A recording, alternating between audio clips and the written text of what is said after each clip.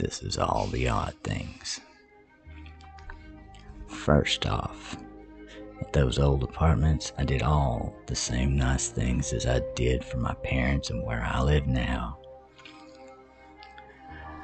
But first off, when I turned Tish's fences down, she left me 5 nasty messages, the last saying how I was a bad friend when my family gave her a car. I bought her 4 new tires. I even took her alternator to AutoZone. And she didn't even attempt to pay me back. But that's not even relevant. The fact is, those 5 messages, 4 of them disappeared from my computer just out of the blue. 4 messages that she sent to me, all voice memos too. I saved them on every hard drive, but somehow they just disappeared, all except one. One of those messages was how I was a bad friend and how I should put my little cameras up when I had my cameras hidden under my bed.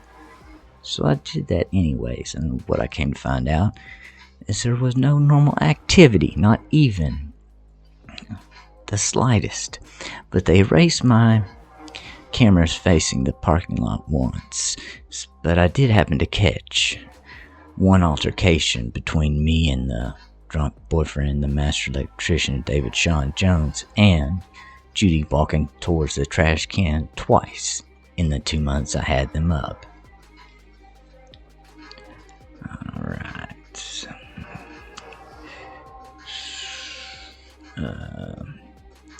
Then one night, after I had a great plan to switch places with one of my friends, my friend backs out at the very last minute, which is no big deal because they all had COVID back then.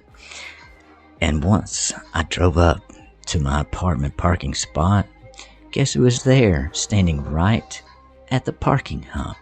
Judy and Chelsea, like they knew what was going on, or they knew what I had planned, because it was completely dark outside, and this was after the altercation with me and Tish, Judy's daughter, Chelsea's mother. So, after I go in my door, that's just one of the weird things. Alright, and after the altercation with Tish that same day, my cell phone was jammed for 2 or 3 minutes. I couldn't send any messages out or to get any messages in, but the power was cut to my apartment with no one inside but me for at least 2 or 3 hours. And I wonder who did it. Probably the roommate of Judy, the drunk master electrician.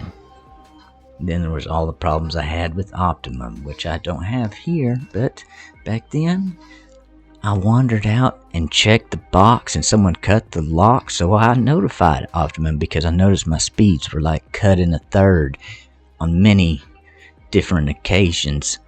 So I locked it down, called Optimum, and had them fix it. But then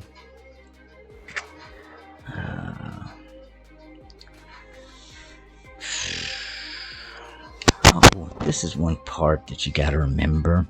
One, that drunk master electrician, he also harassed one of my friends about assigned parking spots when he knew good and well there are none down there. And he was driving Judy's truck, the big red Ford. He's a fucking liar, narcissistic butthead, but so seems like all of them in that family are. Let's see, what else?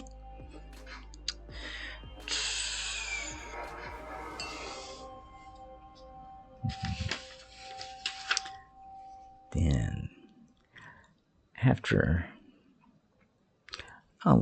this is way before I'd verbally confirmed with Tish that she would never talk to my ex. Then I find out she done just that.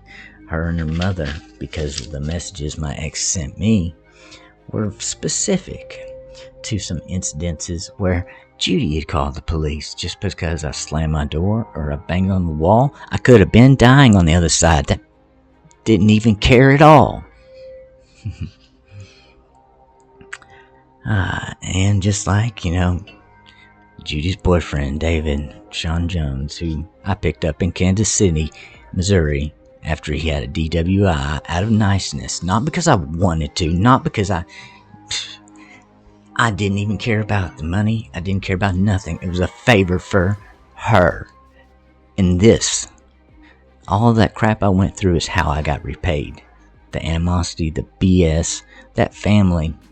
I deserve justice and I deserve the truth. Flat out. And then I start, cutting off the internet because I gave it to him for free for a year and a half. I was taking back the fence that my mom had given to me.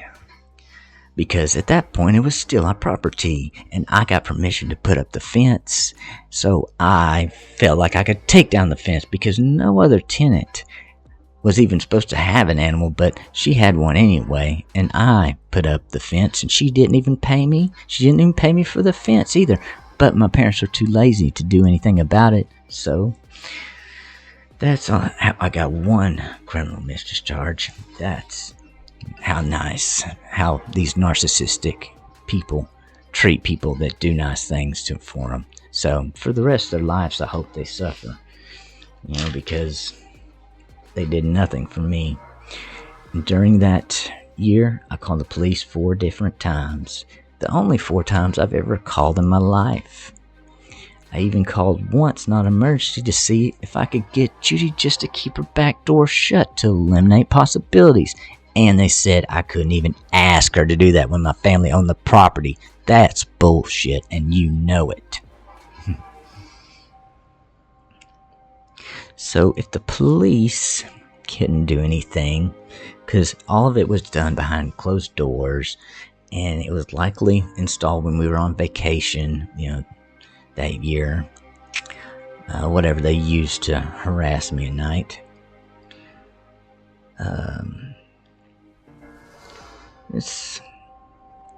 I really give up on law and justice. I mean, what's the point of laws and what's the point of justice if you can't get a lawyer for some odd reason? And your family just dismisses everything because of the trauma they've been through in their freaking lives. Because if anybody's Dr. Jekyll and Mr. Hyde, it's Mom. She can't admit she is wrong. She can't admit nothing. Dad stands up for nothing except himself and only likes to hear himself talk. And that's all there is to it. My sister has nothing nice to say, and she's always been about this way, but what can you do? You do everything to help people, and all you get is negative bullcrap from your family, from people you live by that you did nice things for.